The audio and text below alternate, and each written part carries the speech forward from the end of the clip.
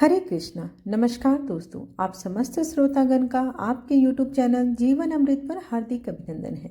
आज की वीडियो में हम बात करने वाले हैं चैत्र माह में पड़ने वाली एकादशी, जिसे पाप मोचनी एकादशी के नाम से जानते हैं। इसकी शुभ तिथि क्या है, इसका महत्व क्या है, इसमें किस दिन आपको पारण करना है, द्वादशी तिथि कब से कब है, शुभ मुहूर्त क्या है, पंचांग क्या है, समस्त जानकारी आपको एक ही वीडियो में दी जाएगी। तो चलिए बिना देर किए आज के वीडियो का आरंभ करती हूँ। सनातन धर्म में एकादशी व्रत का एक विशेष स्थान होता है। इस व्रत को करने से साधक पर भगवान विष्णु और माता लक्ष्मी की विशेष अनुकंपा बनी रहती है। साल में एकादशी का व्रत रखा जाता है और यह दो पक्ष में आता है, एक शुक्ल पक्ष और दूसरा होता है कृष्ण पक्ष। इस तरह देखा जाए तो पूरे साल में 24 एकादशी पड़ती हैं, लेकिन जब अधिक मास या मलमास हो जाता है तो इनकी संख्या बढ़कर 26 हो जाती है।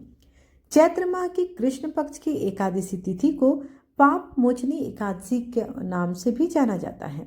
इस एकादशी का व्रत करने से साधक के समस्त पाप नष्ट हो जाते हैं। इस व्रत का पालन करने से साधक की सभी इच्छाएं पूर्ण होती हैं और उसके जीवन में सुख समृद्धि का आगमन भी होता है। तो आइए जानते हैं कि पाप मोचनी एकादशी व्रत का तिथि क्या है और शुभ मुहूर्त क्या है।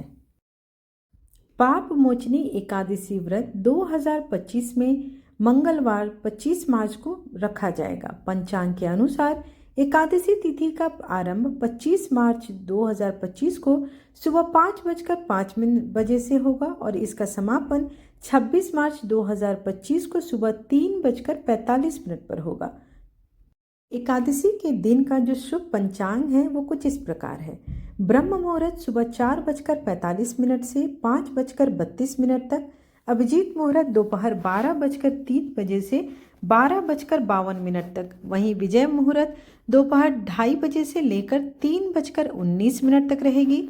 गोधूली मुहूर्त शाम 6:34 से 6:57 तक। संध्या शाम की मुहूर्त 6:35 से 7:45 तक रहेगी।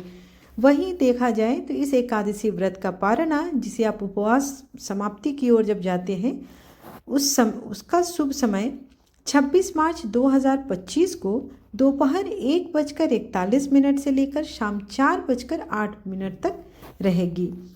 अब बात करते हैं पाप मोचनी एकादशी के दिन किस प्रकार से आपको पूजा करनी चाहिए। पाप मोचनी एकादशी की पूजा की प्रक्रिया में प्रातः उठें और व्रत के एक दिन पहले ही पूजा स्थल को गंगा जल से शुद्ध कर लें।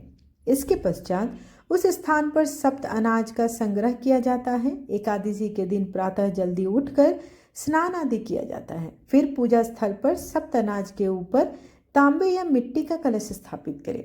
इसके बाद भगवान विष्णु की मूर्ति या अगर आपके पास फोटो हो तो आप उसे स्थापित करें। अब भगवान विष्णु को धूप, दीप, चंदन, फल, फूल और तुलसी अर्पित करें।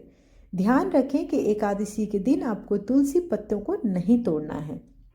आप उसको पूजा करने के लिए एक दिन पहले भी तोड़कर रख सकते हैं। इसके बाद भगवान विष्णु को पीले रंग का भोग अवश्य लगाएं और खुद भी बंधु बांधवों के साथ प्रसाद का वितरण करके ही प्रसाद अगले दिन लें। अब बात आती है उस दिन की पूजा का समय मुहूर्त का। 25 मार्च को पूजा का शुभ मुहूर्त सुबह 9:22 से दोपहर 1:57 पर है और हरिवासर की समाप्ति का समय है सुबह 9:01 पे, जो कि पारण के दिन है 26 मार्च के दिन। द्वादशी तिथि का प्रारंभ 26 मार्च बुधवार सुबह 3:46 से होगी। वहीं द्वादशी तिथि का समापन 27 मार्च गुरुवार 1:42 तक होगी, जिसे आप 26 तारीख की मध्य रात्रि भी कह सकते हैं या आप उसे ये भी मान सकते हैं वो 27 मार्च की सुबह हो गई।